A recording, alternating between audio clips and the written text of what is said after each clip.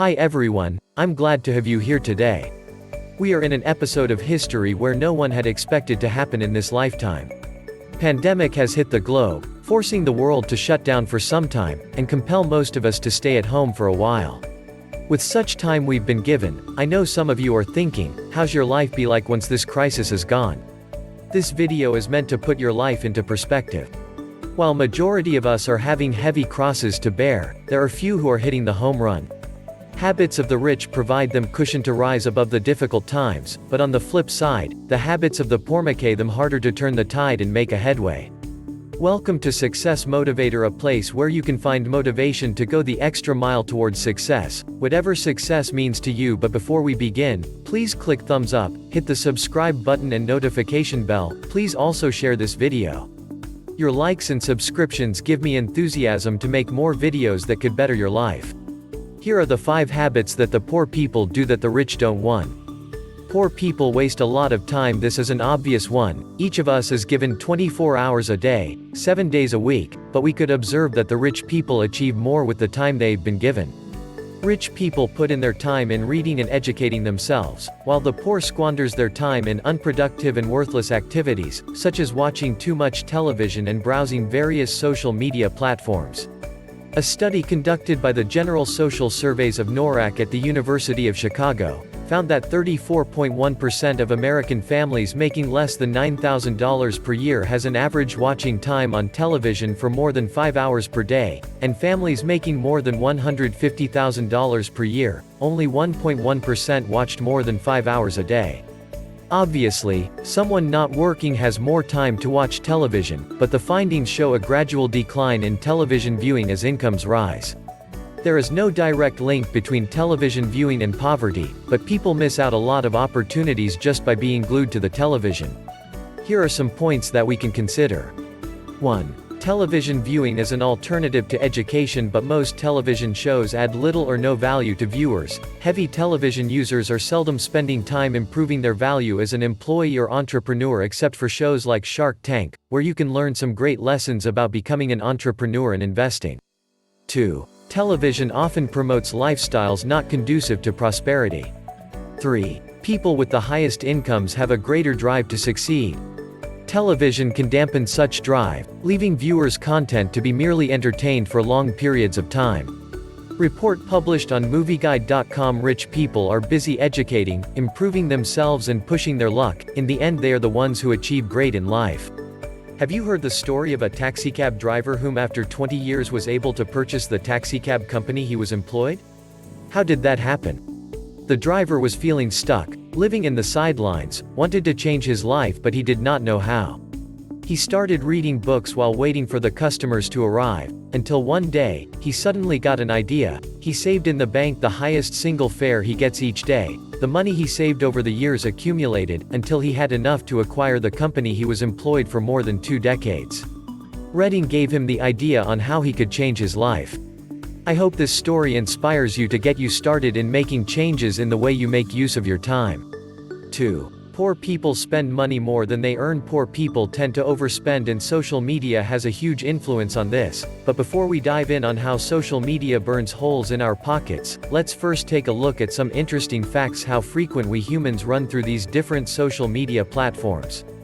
Digital Information World reported people aged 16 to 24 spend the most time on social media with 3 hours and 1 minute daily. Adults of ages between 25 and 34 use social media for 2 hours and 37 minutes each day, while adults of ages between 35 to 44 spend 2 hours and 4 minutes of social media time. Adults aged between 45 and 54 consume 1 hour and 39 minutes on social media. 55 to 64-year-olds' average time on social media is 1 hour and 13 minutes. Facebook has more than 2.2 billion active users in 2019. The average viewing session on YouTube is 40 minutes. In 2018, users spent an average of 53 minutes daily on Instagram. Twitter has 330 million monthly active users. With such indulgence in social media, here are the subtleties how social media affects our spending habits. 1. Fear of missing out. FOMO. Social media gives us a glimpse on the lifestyle of people in our social circle, as well as from people we don't even know nor care about us. Seeing our friends posting their latest vacations, their flashy clothes and fancy dinners makes us feel inadequate, so we keep up with the Joneses, but the sad truth is, what we see on screen is mostly a facade. People who share everything on social media are the people with low self-esteem, thirsty for recognition, and should we call it, the wannabes. Social media provides them the platform to present their ideal identity as their real identity. Someone's urge to be on the pedestal by showing off their inauthentic self with lavish lifestyle has a huge financial impact in the long run. Remember what Lady Gaga said in her song, "Born This Way"? "My mama told me when I was young, we are all born superstars." She rolled my hair and put my lipstick on in the glass of her boudoir. "There's nothing wrong with loving who you are," she said, "'cause he made you perfect, babe. So hold your head up, girl, and you'll go far. Listen to me when I say, I'm beautiful in my way 'cause God makes no mistakes. I'm on the right track. Baby, I was born this way." Yes, you heard it right. You are beautiful in your own way 'cause God makes no mistakes. Be authentic. Quick comparison. Be grateful for what you have, but that doesn't mean you should be content that you will not want anything more in life. Do the hustle so you will have the kind of life you wish you end up living. 2. Advertising. Big and startup companies are paying pocket-sized to big grand just to get their content in front of the users.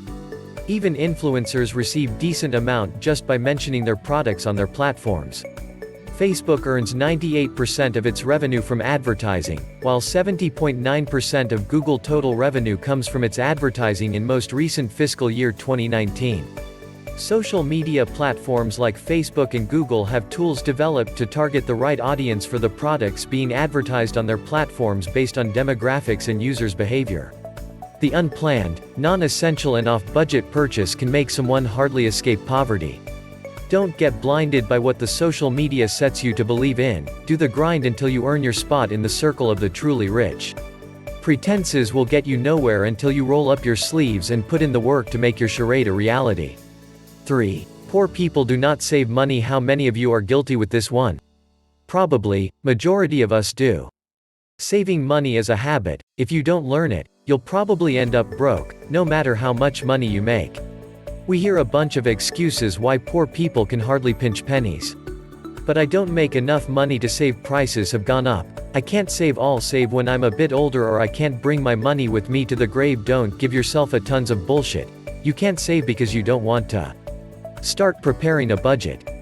Budgeting gives you control over your money and it makes you aware where your money goes.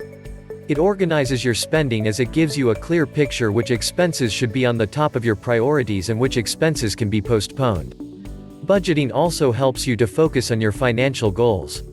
If you're planning for a big purchase like buying a new house or a grand vacation, it becomes a lot easier to set money aside as budgeting eliminates unnecessaries and helps you to focus on your goal. Cut back your expenses. Prepare your food instead of dining out and skip going to the coffee shops.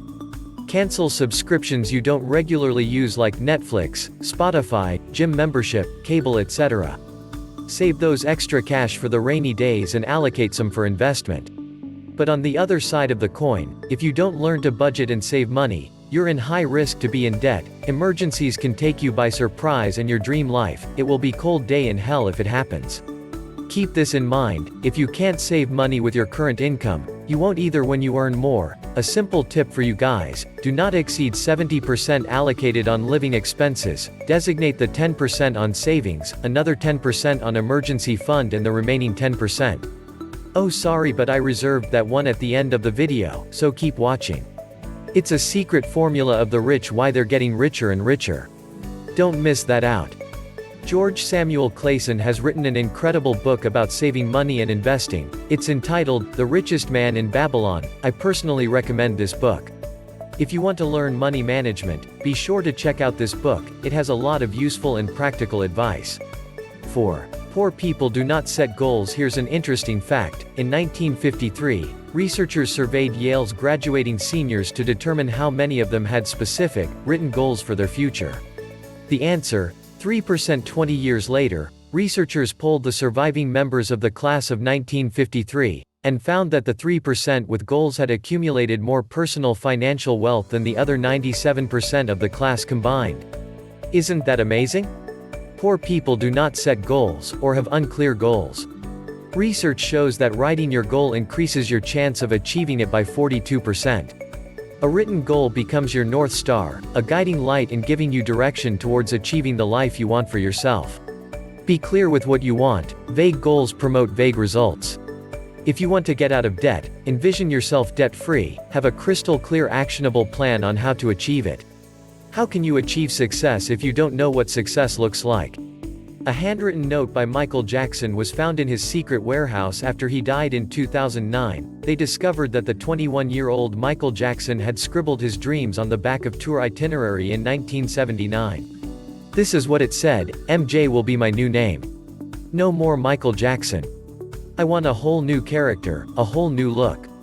I should be a totally different person. People should never think of me as the kid who sang ABC or I Want You Back.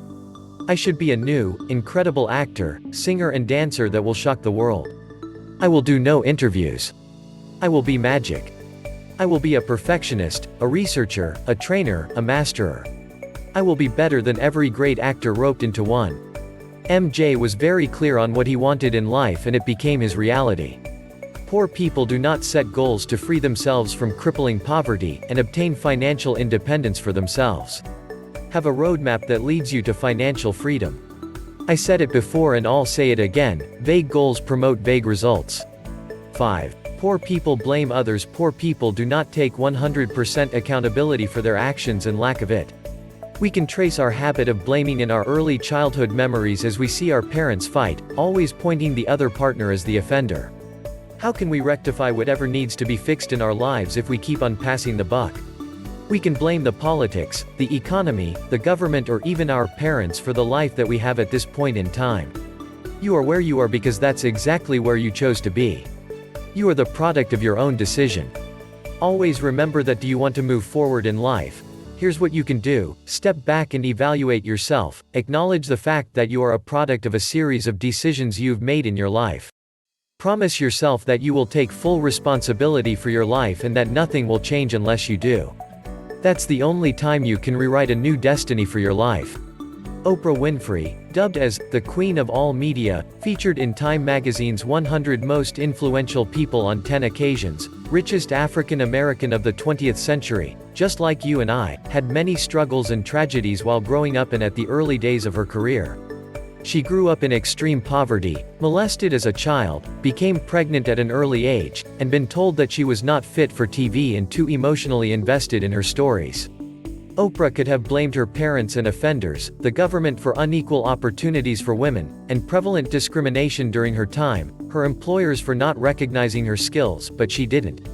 Though her pathway to success was rocky, she persevered, went against the tide, buckled down and climbed her way to the top.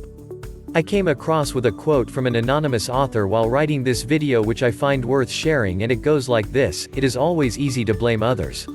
You can spend your entire life blaming the world, but success and failure are entirely your own responsibility. I hope this quote touched something within you. Oh, you're still here. I know you've been waiting for this one. Allocate the remaining 10% on investing. The rich people have a vast amount of disposable income. They are always ready to take advantage of the good opportunity when it arises. That's why the rich are getting richer over time. No one gets rich by saving money. You can only get rich by having multiple streams of income. I hope this video inspires and motivates you. Let this be a turning point to everyone struggling getting through these tough times.